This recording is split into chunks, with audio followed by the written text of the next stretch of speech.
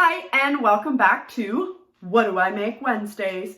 Today I have a request from a student in my class to make banana muffins. She said banana bread, and I personally like banana muffins, although this recipe can be used for a banana muffin or a banana loaf, whatever you prefer. There are a few more ingredients in this week's recipe, but they are pretty much things that you should be able to find at home. And if you'd like to know how to make these absolutely delicious muffins, please keep on watching. These are the ingredients you're going to need. Coconut oil. If you don't have coconut oil, vegetable works as well. You will need 1 cup of mashed bananas, which is around 3 small bananas. I have chocolate chip chunks here, but you can use regular chocolate chips as well. Maple syrup that my dad actually made. Delicious. Milk, any type of milk, plant-based milk or whole milk or even water. I'm going to be using whole wheat flour because Corona times and there's no flour anywhere. Pure vanilla extract, baking soda. Please make sure it's baking soda, not baking powder. They are not the same thing. Cinnamon, and of course, 2 delicious eggs. You are going to put 1/3 cup of coconut oil in, and I had to melt mine down because it was quite hard. Then I put in 1/2 cup of maple syrup. You can also substitute in honey for this as well. I just have a lot of maple syrup, and you want to whisk it up. And it's very hard doing this one-handed. If it starts to, if the coconut oil starts to harden too much, just pop it in the microwave for literally 10 seconds and it'll make it better. Then you're going to mix in your 2 eggs and whisk that up. I got this video on the wrong side, but then you're going to take your 3 bananas and you're going to mash them like that, et voila. And you are going to put your bananas in along with a 1/4 cup of milk. Mix it all together. Mix it all together. Yeah, like so. You will then put in 1 teaspoon of baking soda, 1 teaspoon of vanilla. Pro tip, do the baking soda first so you can use the same teaspoon. A pinch of salt, a few shakes of cinnamon. I love cinnamon, so I always put a little extra in. And mix it all together. Mix it all together. Yeah.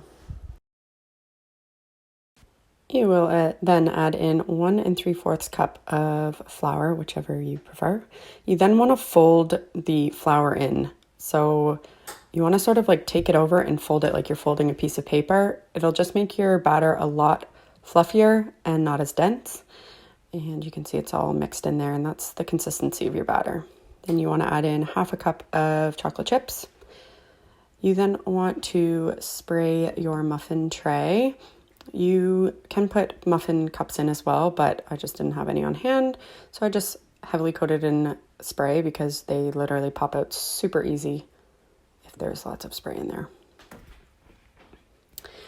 Then you want to take a spoonful and put it into the tins.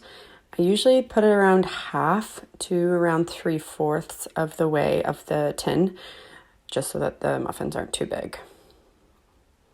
Boop. And you also want to make sure that you're getting chocolate chips in each and every one of them because it's just important. You don't want to be eating the muffin that doesn't have chocolate chips in it, do you? I don't think so.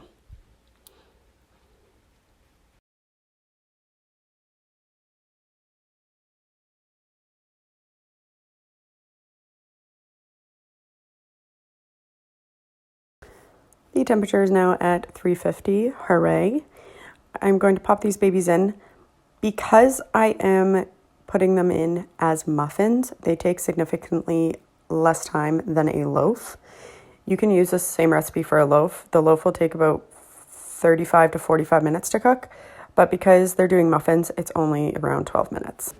The timer has gone off. It actually took a little bit longer, just over 15 minutes. So just make sure that they look golden brown around the edges, and then they should be good. You can see the extra oil on the pan there, but that's okay.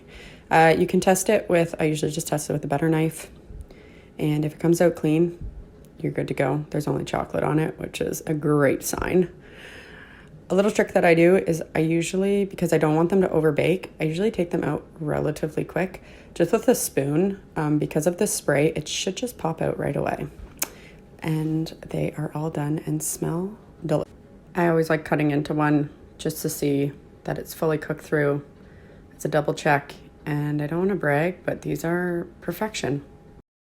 Thank you so much for watching What Do I Make Wednesdays. Be sure to press that like button. Also press that subscribe button.